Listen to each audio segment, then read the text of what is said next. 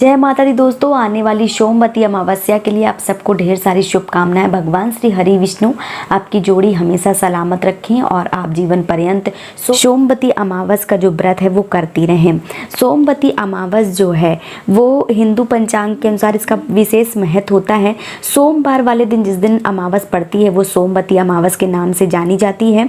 और सोमवती अमावस जो है वो साल में केवल 2 से 3 बार ही इसका जो योग है वो बनता है, बहुत ज़्यादा बार जो है वो नहीं बनता है।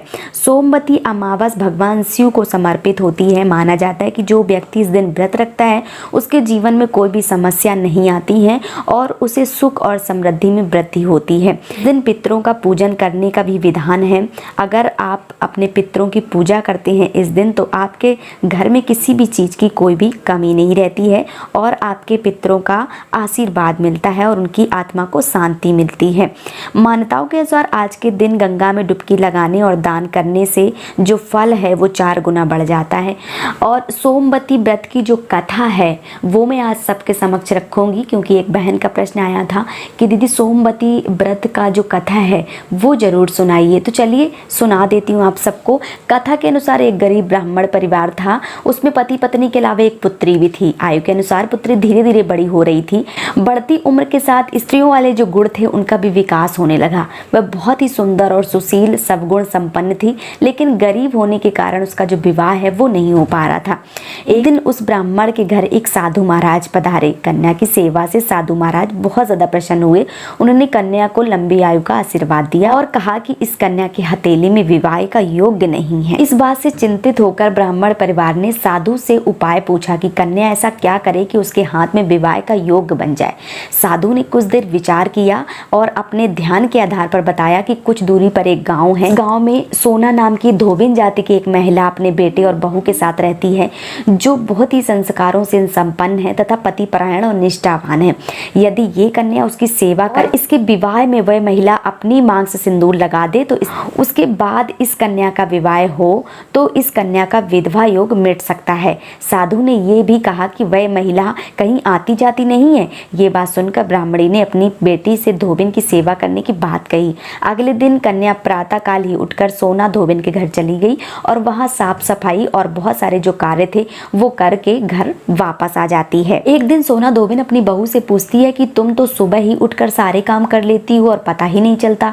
बहू ने कहा, माँ जी मैंने तो सोचा कि सुबह सुबह सारे काम आप कर देती हो, मैं तो देर से उठती हूँ। इस बात पर दोनों सास बहू निगरानी करने लगी कि कौन आता है जो सुबह सारा काम करके चला जाता है।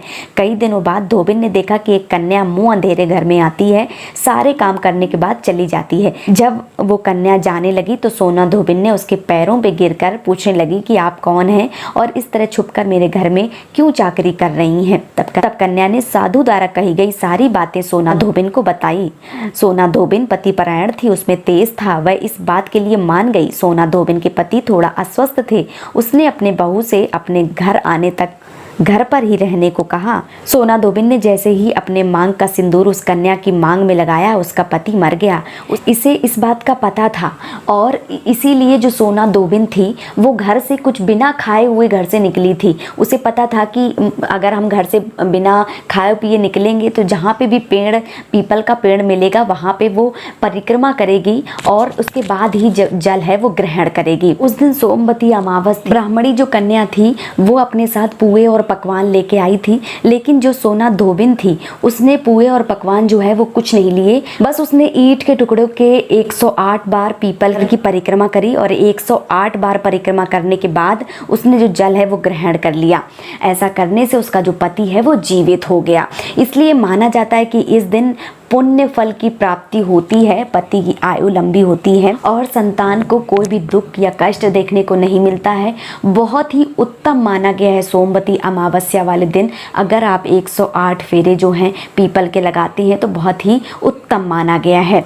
और जो ब्राह्मण कन्या थी उसके भाग्य में जो विधवा होने का कलंक था वो भी मिट गया और जो सोना धोबिन थी उसका भी पति जीवित हो गया। इसलिए ये जो व्रत है ये सारे व्रतों में बहुत ही ज़्यादा योग्य माना जाता है। तो अगर आप पीपल के वृक्ष के फेरे नहीं लगाती तो इस सोमवती अमावस आप ऐसा ज़रूर कीजिए और अपनी सारी मनोकामनाएं पूर्ण कर लीजिए। उम्मीद करती हूँ कि आपको कथा जो है वो बहुत ज़्यादा पसंद आई होगी। अगर वीडियो पसंद आया तो प्लीज़ चैनल को सब्सक्राइब जरूर कर दीजिएगा। आज का वीडियो यहीं पे समाप्त कर रही हूँ। जय माता दी दोस्तों।